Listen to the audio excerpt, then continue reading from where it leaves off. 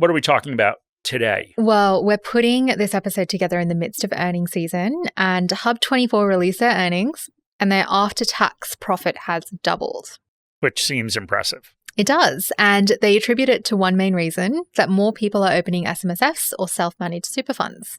And we've seen a lot of other data showing that SMSFs are increasing in popularity. Not with you, though, Shani. You wrote an article in First Link, so our sister publication, saying why an SMSF is not right for you. I did, and I definitely think that SMSFs are right for some investors, but they're not the right choice for me at the moment. And one of the main reasons is the fixed costs compared to the size of my super balance. And so one of the nice things about writing for First Links, and also not nice things about writing for First Links, is people can, of course, comment on the article. And your article received a lot of comments. It was a bit of a conversation going on back and forth for people.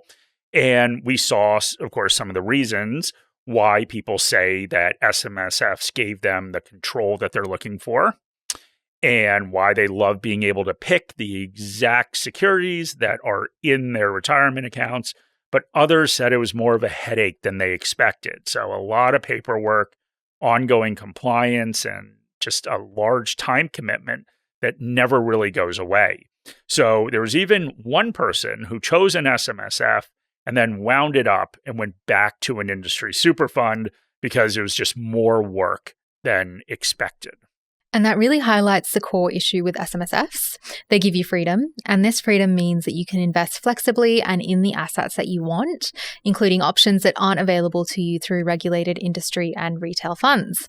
Options like direct property, collectibles, private investments, but that freedom does come with obligations, heavy regulation, record keeping, and costs. And we're going to try to do something rare today, Shani, just in the world, and that's to try to find a middle ground. And your article was about this.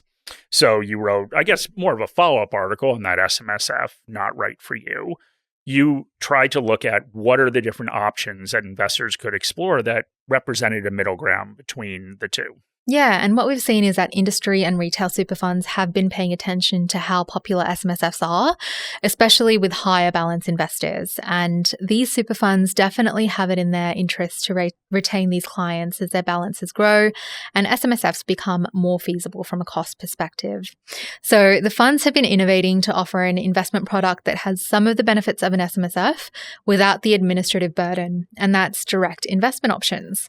So why don't we start by going through what direct investment options are? Well, they come with lots of different names. So if you're with AustralianSuper, you might have seen the Member Direct option. Care Super calls it their direct investment option. Superhero calls it Super Control.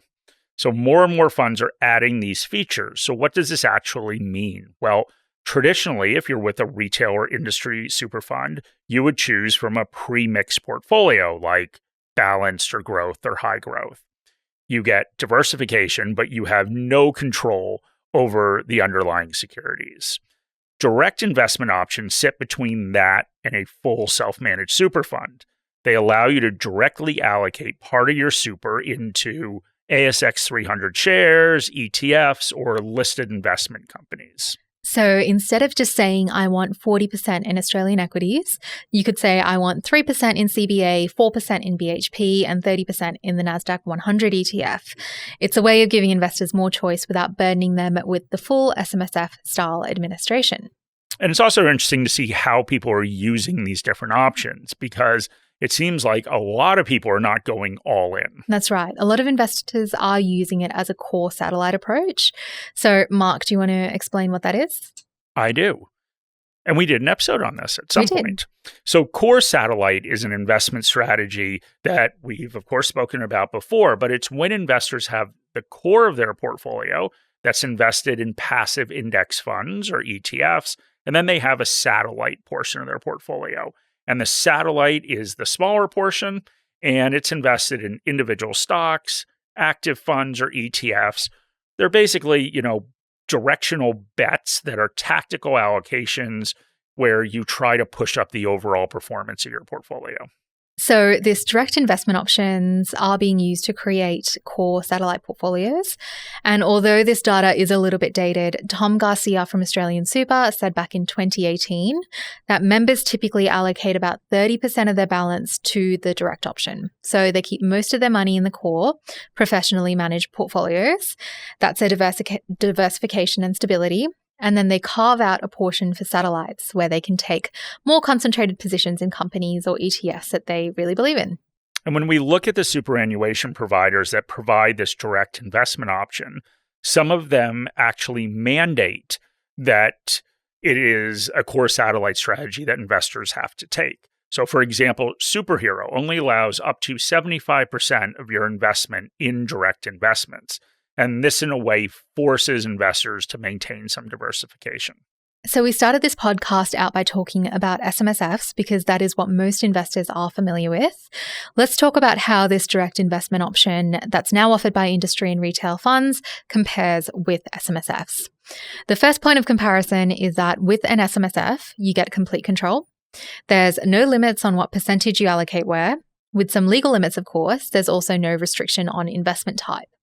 That compares to direct investment options where you only have access to listed assets. So ETFs, exchange-traded funds, direct shares, and LICs, or listed investment companies. Okay, but of course this comes with a trade-off. And we did talk about regulation before. And so you get all of this control, but SMSFs are heavily regulated. You need to have an investment strategy document. You need to keep buy and sell records. You need meeting minutes. You need to stay on top of all the changing superannuation regulations, and they do change more often than most people realize. For the past 5 years, we released a weekly podcast to arm you with the tools to invest successfully. We've always strived to provide independent, thoughtful analysis backed by the work of hundreds of researchers and professionals at Morningstar. We've shared our journeys, and you've shared back. We've listened to what you're after and created a companion for your investing journey. Invest Your Way. Invest Your Way is a book that focuses on the investor instead of the investments. It's a guide to successful investing with actionable insights and practical applications. You're able to pre-order the book through the links in the episode description. Thank you for your continued support, and we look forward to helping you invest your way. So the question here for investors is, how important is control for you? Is it worth the paperwork, the admin, the time commitment, and the flat fees? And are you going to invest the majority of your funds in listed investments anyway? And we referred to Hub24's earnings at the beginning of the podcast, and they specifically called out that it's younger investors that are getting involved earlier with self-managed super funds. And this is an important point. Younger investors have typically accumulated less of a balance, and self-managed super fund costs are flat. So whether you've got $200,000 in there or $2 million, the cost is broadly the same outside of the investment fees. That means SMSFs only really make sense once your balance is big enough to justify paying those flat fees. So according to the ATO, the median SMSF cost in 2020 to 2021, which is the last year we have data, was $8,611 a year. So let's compare that with some of the direct investment options in super funds. So AustralianSuper charges $30 to $180 per year, depending on the asset type, plus brokerage of $13 per trade. CareSuper charges $264 a year with brokerage starting at $11.99 per trade. And Superhero charges $52 per year and brokerage is the greater of $2 or 0.1% of the trade value. So depending on your balance, these costs can be significantly different for you. And they can, of course, costs will make a big difference in the retirement outcomes that you actually achieve. But cost isn't the only consideration. So why don't we go through what this means for investors and who these options might suit? So if you're an investor who wants some control, maybe you want to tilt your portfolio towards certain shares or ETFs, but you don't want to spend your weekends writing meeting minutes, then a direct investment option could suit you. But if you want to invest in direct property, you want to hold unusual assets, or if you're pooling money with multiple family members to reduce fees, then a self-managed super fund may be more appropriate. And that's a key difference.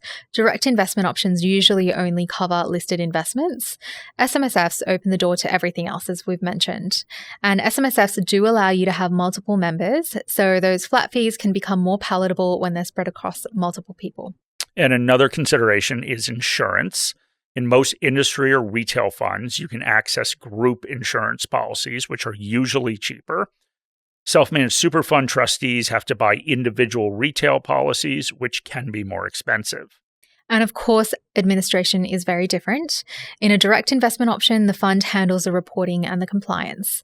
With an SMSF, you either do it yourself or pay someone to do it for you, which does add to the cost. With super funds and investing in general, there is a spectrum of how involved you want to or have to be. On one end, you have set and forget investors who are happy with pre-mixed portfolios. So when I say pre-mixed portfolios, I mean the funds that are named balanced, aggressive, conservative, and so on.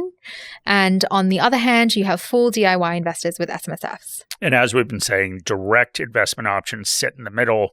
They give you more transparency and control, but without all the responsibility.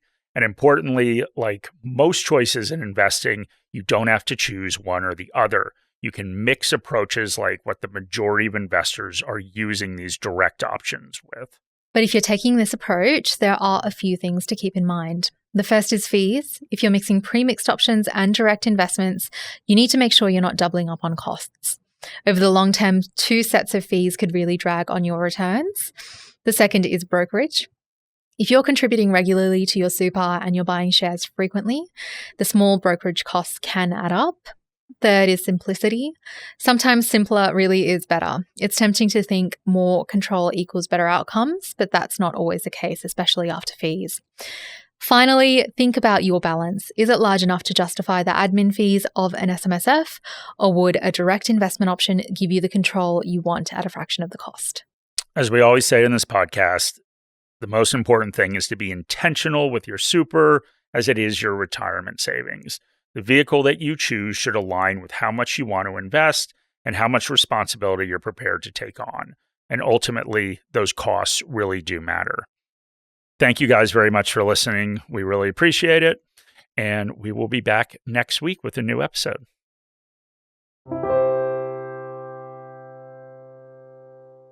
This video has been prepared for clients of Morningstar Australasia Pty Ltd and or New Zealand wholesale clients of Morningstar Research Ltd. Any general advice has been provided without reference to your financial objectives, situation or needs. You should consider the advice in light of these matters and any relevant product disclosure statement before making any decision to invest. To obtain advice for your own situation, contact a financial advisor.